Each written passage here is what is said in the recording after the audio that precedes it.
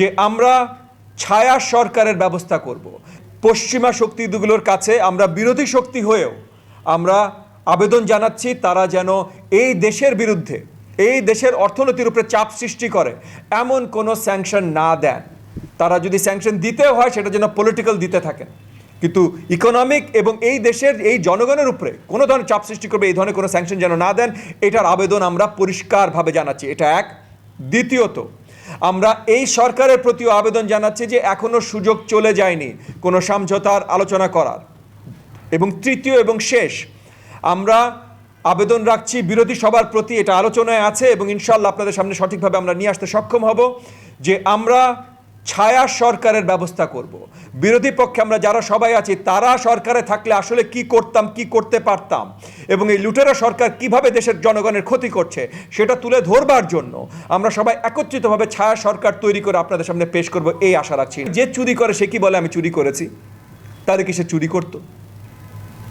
আপনি আসামিকে কোর্টের সামনে নিয়ে যাবেন, জাজের সামনে দাঁড়া করাবেন, সে কি বলবে জাজ আমি খুনি, নেন তাড়াতাড়ি আমাকে সাজা দেন? এটা বলবে সে তো বলবে না ভাই। সে তো যতখানি লুকাতে পারে ততখানি লুকাবে।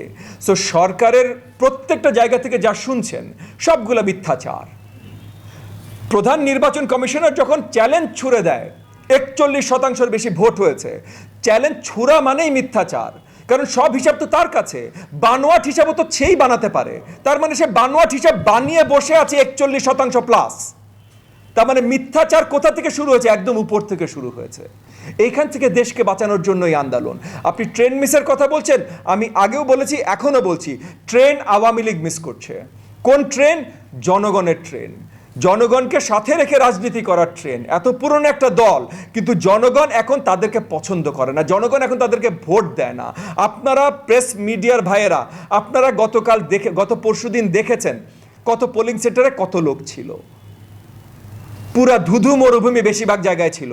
যেই জায়গাগুলোতে সেন্টারে ওই ক্যান্ডিডেটের নিজের শক্তি বেশি, নিজের গুন্ডা বাহিনীকে লাইন ধরে দাঁড়া করিয়ে দিয়েছে। বহু টিভি চ্যানেলও দেখেছি, আপনারাই সোশ্যাল মিডিয়া, টিভি চ্যানেল, খবরের কাগজে আপনারাই বলেছেন, দেখিয়েছেন। তাহলে কত ভোটার উপস্থিতি ছিল এটা তো আমরা সবাই মোটামুটি একটা আন্দাজ করে নিতে পারি। এবং সেটা যদি আমরা আন্দাজ করে নিতে পারি, তাহলে সরকারের পক্ষ থেকে যারা কথা বলছেন তারা কত বড় মিথ্যাচার করছেন সেটাও আমরা তখন সেখান থেকেই ধরে নিতে পারি। এবং এই যে কথাগুলো হচ্ছে বিদেশি মিডিয়াও পরিষ্কার করেছে, BBC, CNN, Al Jazeera, Washington Post, New York Times, LA Times, মানে যতগুলোর নাম জানেন ভাই, গার্ডিয়ান, যতগুলোর নাম এরা সবাই বলেছে ভোটার আসে নাই, ভোট হয় নাই। এরা কি স্বপ্নে দেখে বলেছে? না, আমাদের দেশের মিডিয়া থেকে যেই চিত্রগুলো তারা পেয়েছে সেটা দেখেই বলেছে, আমরাও পেয়েছি। সো আমরা সেখান থেকেই বলছি যে ভোট জনগণ বর্জন করেছে। বর্জন করে নাই কারা?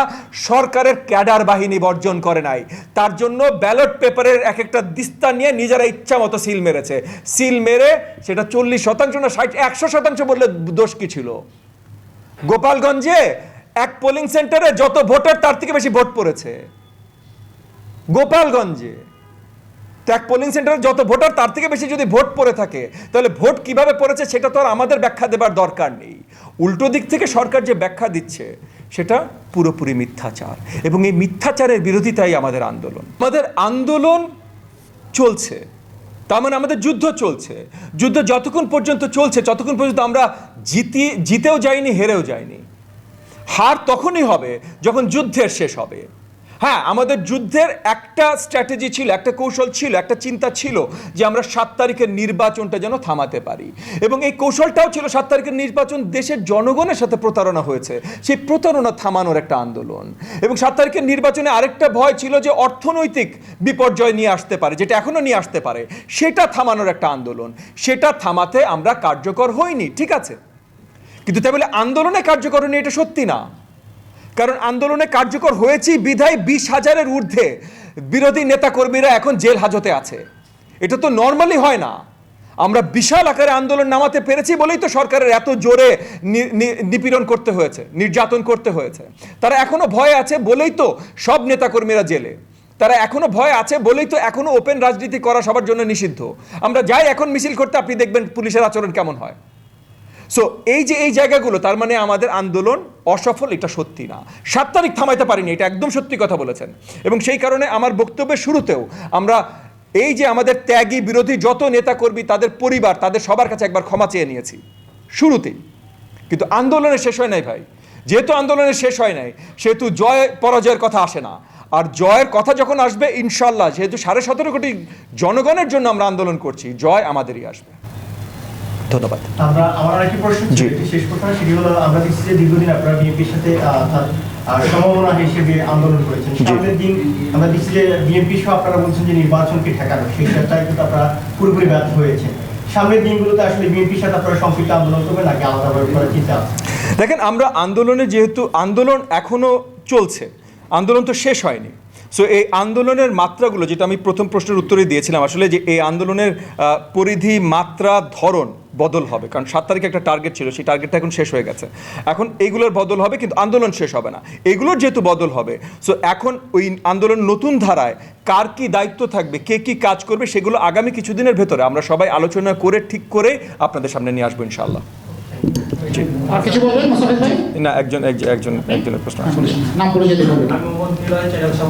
জি, তো আপনারা নির্বাচনের আগে পর্যন্ত সবাই একসাথে আন্দোলন করছেন এবং আপনারা যে যার জায়গা থেকে বলেছেন যে এক ব্যানারে এসে আন্দোলন করার জন্য। তো 7 তারিখ পার হয়ে যাওয়ার পর এখন বলছেন যে ছায়া সরকার গঠন করবে, সেই ক্ষেত্রে আপনারা একসাথে মিলে সেটা সফল করতে পারবেন? জি, আপনাকে অসংখ্য ধন্যবাদ নিলয়। আমরা বারংবার চেষ্টা করেছি এক ব্যানারের আন্ডারে আসতে, এবং সত্যি কথা আমরা এসেছিও।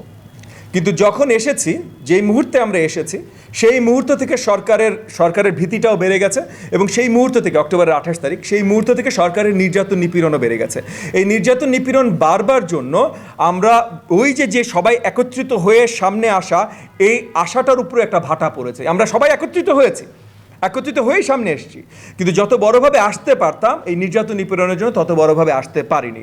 তবে এখন আমরা আশাবাদী যে এই যে সামনে যে ছায়া সরকার বা যেগুলো নিয়ে কথা বললাম, এগুলো আমরা বড়োভাবেই ইনশাআল্লাহ আরেকটু সুসংগঠিত হয়ে বড়োভাবে আপনাদের সামনে আসবো ইনশাআল্লাহ।